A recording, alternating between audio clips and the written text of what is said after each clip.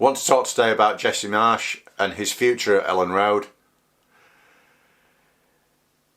Yes, he's just recently beaten Cardiff at Ellen Road, and I know they have been our bogey team over the years, but quite frankly, if we can't beat them, who can we beat? We'll just get knocked out next round by Bournemouth, no doubt. Now, this is not an agenda against Jesse Marsch, or because he's American.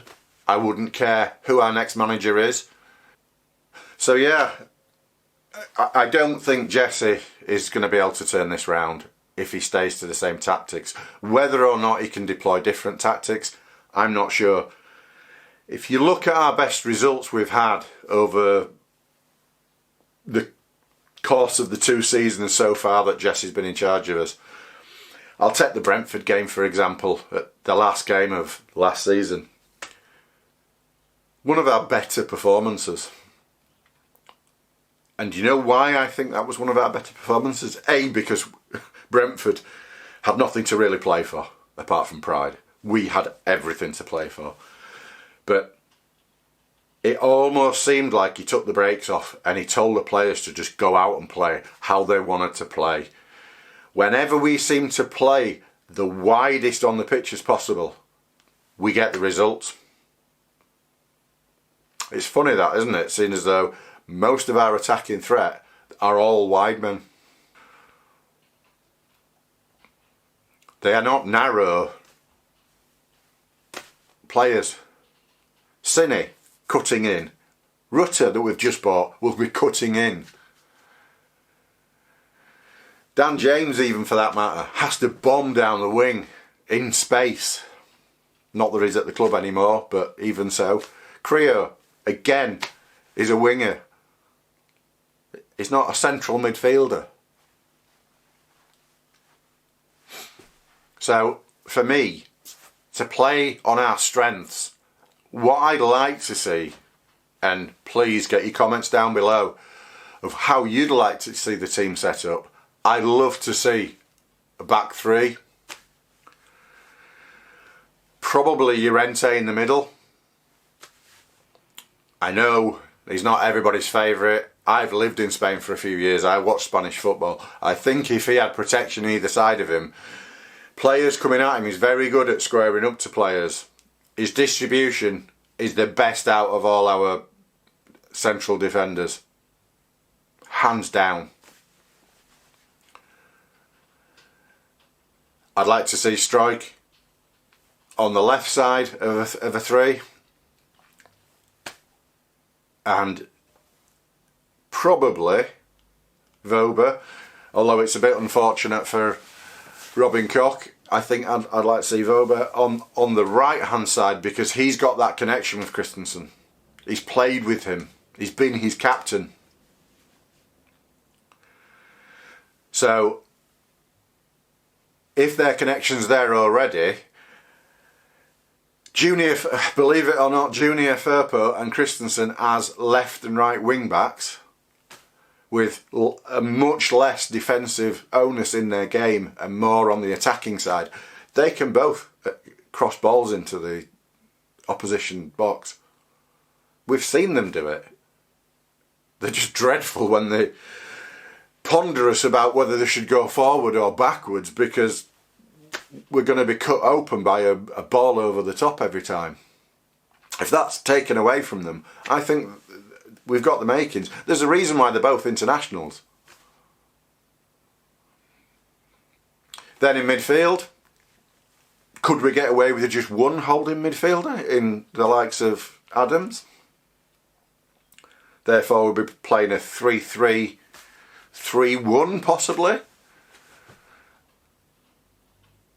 So if Adams is your holding midfielder, the next bank of three would probably be, at the moment, Nonto on the left, Creo, arguably it could be Aronson on the right, Harrison Although I always like to see Harrison on the left, to be honest, not the right. Or even Rutter on the right hand side.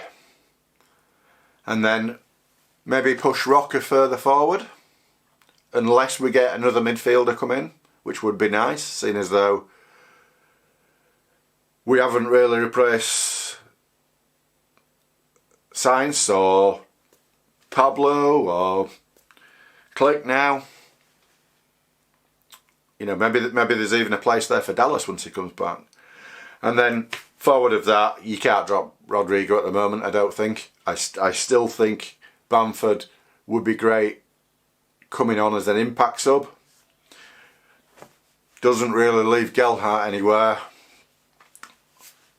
which is unfortunate, because I'd like to see a front two sometimes. Perhaps we could adapt and go to a 4-4-2 at times, depending on who we're playing. But I think that would be my preferred option. But please get your comments in below and tell us what you think. But we can't go on as it is. This system does not work. And like I said, this is not anti-American bias or having an agenda. This is just my thoughts, and I've no doubt they're going to be completely different from some other people's thoughts. But that's fine. That's what football's about. But I really do think it's time for a change. I am very grateful for what he's done for the club. You know, we stayed up. Was it down to him? Would we have gone down with Bielsa? Who knows? But I think he's treading water now. It's a simple formula in football. You want to earn 1 point a game, you're in danger of going down. You earn 1.5 points a game, you're in the top half of the table generally. You get 2 points a game, you're in Europe. Over the last 10 league games, last 15, over the last 15 league games, we've got 10 points. That's not just relegation, that's bottom of the league. So we need to pick this up.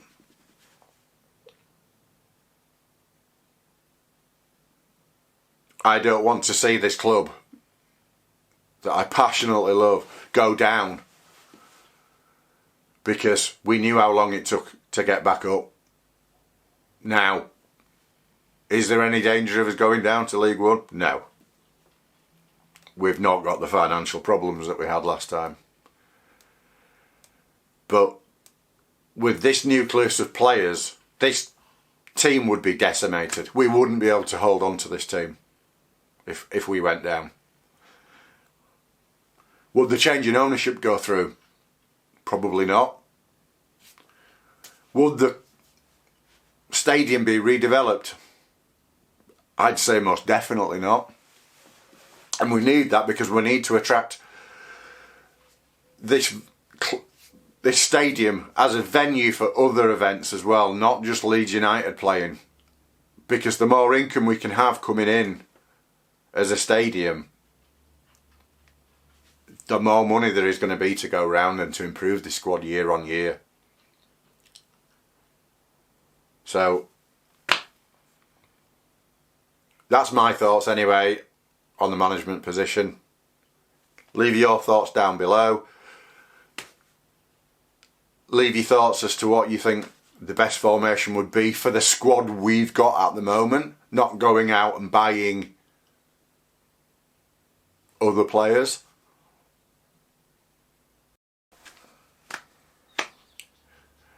I don't care where our manager comes from. It could come from Timbuktu for all I care. All I care about is results for Leeds United.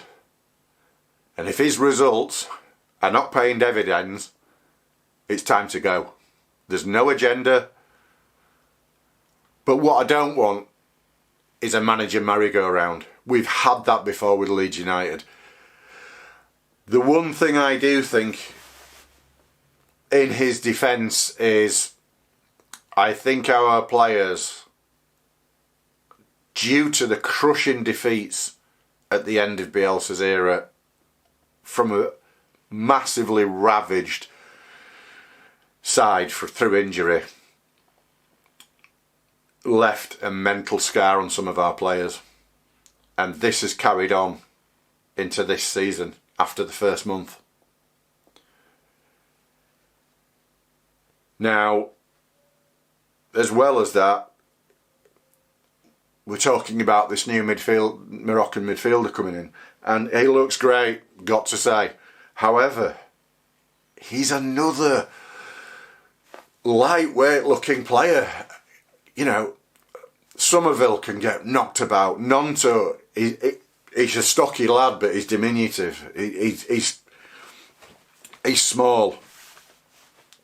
And I think he's getting bullied at times by some of the centre-backs which tower over him. Aronson falls over in a wind. Now, he's a talented lad. I've got nothing against Aronson. He's had some games where he's been brilliant, but of late, he needs to step back. He needs to be given a rest. Bit like Jack Harrison. Exactly the same. We've been saying the same for Jack. There's no agenda here. I love Jack. When Jack's on fire, I think he's a great little player. I think Aronson's a great player. But I think he needs a break. He needs to regroup and take stock. They were saying on the commentary last night about Cardiff City that he seems to be wanting to take one or two extra touches more than he needs. And maybe that's through a lack of confidence. I don't know. Maybe the Leeds United confidence curse has hit Aronson now as well. Because I really do think there's a lack of confidence through the entire side. And it's systematic. And does it all stem from the fact that they are so open at the back through to these tactics of Jesse Marsch, which is why, in my opinion, it's probably time for Jesse to go unless he changes the tactics.